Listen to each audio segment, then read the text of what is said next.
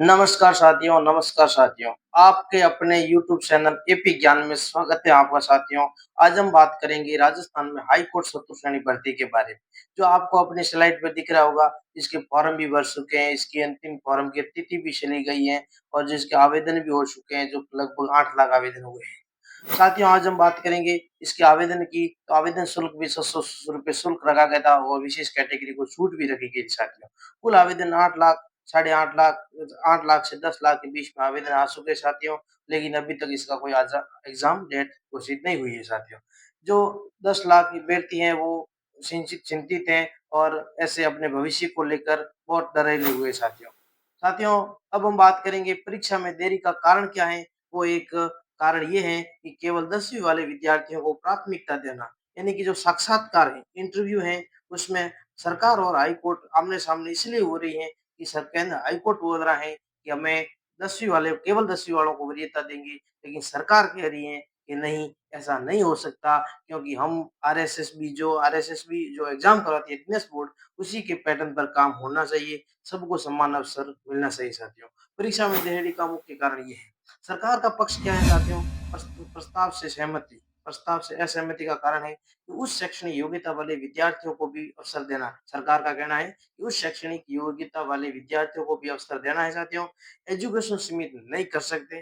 प्रस्ताव 2 बार प्रस्ताव से 2 बार फाइल खारिज हो चुकी है। यानी कि सरकार के पास 2 बार फाइलें गई थी, लेकिन फाइलें सरकार ने खारिज कर दी है। कि जो ये ऊपर आपको दिख रहा है, सरकार के द्वारा सरकार का पक्ष ये था। हाई कोर्ट का पक्ष क्या है कि इंटरव्यू के लिए पहले केवल 10वीं वाले विद्यार्थियों को बुलाना का प्रस्ताव है। सरकार हाई कोर्ट का कहना है कि इंटरव्यू में सबसे पहले हम 10वीं वाले विद्यार्थियों को बुलाएँगे, लेकिन सरकार कह रही है ऐसा नहीं होगा। तो हाई कोर्ट का है कि इसमें केवल 10वीं वाले को ही प्राथमिकता देंगे, लेकिन सरकार इससे मना कर रही है और ये बात भी अपने के हिसाब से सही है कि ये सबको समान अवसर मिलना चाहिए, क्योंकि साथियों ऐसा है कि अगर 10th जिसने ग्रेजुएशन की है, उसने बहुत बड़ी गलती की, इसका मतलब तो उसने ग्रेजुएशन क्यों की? तो ऐसा नहीं हो सकता साथियों, कोई भी एजुकेशन को सीमित नहीं कर सकते। हाँ, जो न्यूनतम शैक्षणिक है उसको रखना अत्यावश्यक है, बाकी नहीं। और पुरानी भर्ती का रिकॉर्ड क्या है साथियों, 2018-19 पर 19 18-19 में भर्ती आई थी, उसमें 3678 पद थे। ये लगभग 5 साल भर्ती ऐसे अधर-झूल में लटकती रही, फिर आखिरकार उस भर्ती को रद्द करना पड़ गया साथियों। हाँ साथियों, मैं एक सही बता रहा हूँ, जो कोरोना काल में 5 साल भर्ती को ऐसे रखा कि एग्ज़ाम कराएँगे ऐसे करके उस भर्ती को टाल-मटोल करके उस भर्ती को रद्द कर दिया साथियों। जो 2018-19 में भर्ती आई थी और फिर उसके कुल 3678 पद आए। फिर उस भर्ती को रद्द करके इन भर्ती के जो 3678 पद थे, वो नए पद 3678 पद और नए पदों को मिलाकर 5670 पदों पर वापस फिर से एक नई भर्ती निकाली, जो वर्तमान में हाई कोर्ट फोर्थ ग्रेड भर्ती के नाम से हम जानते हैं। हाई कोर्ट फोर्थ ग्रेड भर्ती जो अब जो 2025 में आई है, लेकिन अभी तक उसका एग्ज़ाम डेट कोई घोषित नहीं है। फॉर्म भरवा लिए हैं, ₹700 शुल्क भी ले लिया है और विशेष कैटेगरी को छूट भी था, लेकिन वो जनरल के लिए ₹600 शुल्क लिया साथियों। तो 2 बार ऐसा किया है, तो ये ठीक नहीं है साथियों। एग्ज़ाम टाइम पे हो तो बच्चों के भविष्य के साथ खिलवाड़ नहीं हो। बच्चे कब तक बाहर रहकर तैयारी करें साथियों। आपको भी पता है, खर्चा लगता है, घर वाले पैसे देते हैं, कभी नहीं देते। अब जो इस भर्ती की वर्तमान स्थिति की बात की जाए, तो परीक्षा तिथि घोषित नहीं हुई है। भर्ती प्रक्रिया में अंतिम निर्णय सरकार और हाई कोर्ट नहीं ले पा रही है। मामला सरकार और हाई कोर्ट के बीच में विराधीन है।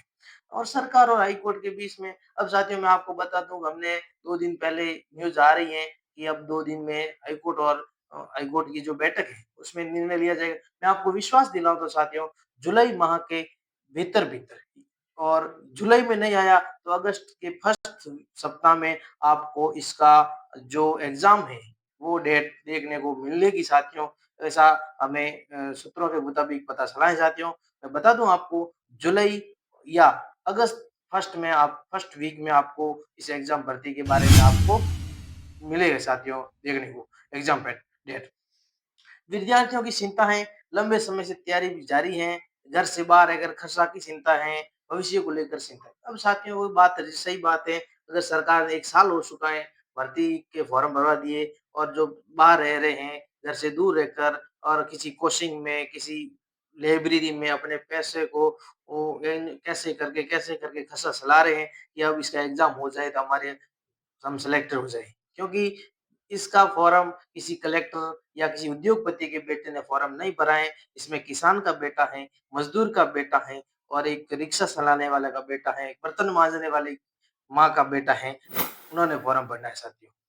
तो परीक्षा पैटर्न की बात की जाए तो बहुविकल्पी प्रश्न और साक्षात्कार है। इसमें 85 नंबर का पेपर है और 15 नंबर का साक्षात्कार है साथियों। हाँ साथियों, जो बहुविकल्पी प्रश्न हो गए जिसमें साक्षात्कार भी इंटरव्यू रखा गया है, हमें ये पता नहीं चल रहा है कि इस 4th ग्रेड में चतुर्थ सैनिक के लिए भी साक्षात्कार की ज़रूरत है क्या? ये एक सरकार की हाई कोर्ट की पॉलिसी थी कि हम कैसे करके इस भर्ती को ऐसे अधर-जुल में लटका देंगे और इसका कारण ये बता देंगे 10वीं वालों को वरीयता देना। ये एक देखो अब राजस्थान में तो सरकार साक्षात्कार को बंद करने जा रही है क्योंकि साक्षात्कार में कहीं न कहीं धर्म के नाम पर, जाति के नाम पर, क्षेत्र के नाम पर इसमें होता है वो, आप भी समझते हो। तो इसमें सरकार की इच्छा रही है कि नहीं हो, लेकिन अब हाई कोर्ट ने पता नहीं क्यों ऐसा किया है। अब हम सिलेबस की बात की जाए तो सिलेबस तो ठीक है, बहुत अच्छा सिलेबस है, विस्तार विस्तार से सिलेबस नहीं दिया है। देखो लिख दिया है कि हिंदी, हाँ, हिंदी 50 क्वेश्चन आएँगे तो हमें हिंदी पूरी पढ़नी है क्योंकि हम उस भरोसे नहीं बैठे कि हमें सिलेबस जारी होगा फिर हम तैयारी करेंगे। नहीं, हिंदी को आप पूरा पढ़ो और हिंदी अच्छी से अच्छी तैयारी करो, हिंदी में पढ़ाई करो और राजस्थान कला संस्कृति के 25 क्वेश्चन हैं और अंग्रेजी हैं तो 10 प्रश्न हैं। जो आपको इसमें से अच्छी पकड़ बनानी है साथियों, हिंदी में आपको अच्छा स्कोर करना है, कला संस्कृति में आपको अच्छा स्कोर करना है और अंग्रेजी में भी आपका कोशिश ये होनी चाहिए कि आपका क्वेश्चन गलत नहीं हो।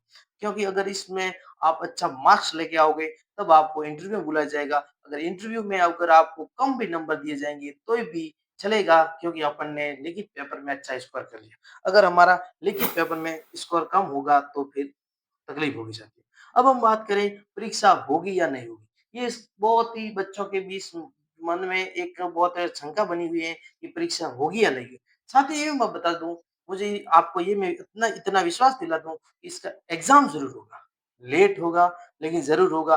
बार-बार भर्तियाँ रद्द नहीं हो सकती क्योंकि सरकार हाई कोर्ट भी जानता है और सरकार भी जानती है कि 1-2 बार शुल्क ले ले लिया, 700-600 रुपए शुल्क ले लिए और बार-बार भर्ती रद्द करवाते हैं। फिर ये भर्ती कैसे निकालेंगे? अब अगर इस भर्ती को अब रद्द कर देंगे तो फिर चतुर्थ श्रेणी कर्मचारियों की ज़रूरत तो है। फिर आगे भर्ती कैसे निकालेंगे? फिर फॉर्म कौन भरेगा? क्योंकि बार-बार भर्ती निकल आते हैं, 2 साल उसको लंबित रखते हैं, फिर उसको रद्द कर देते हैं। ये सही नहीं होगा।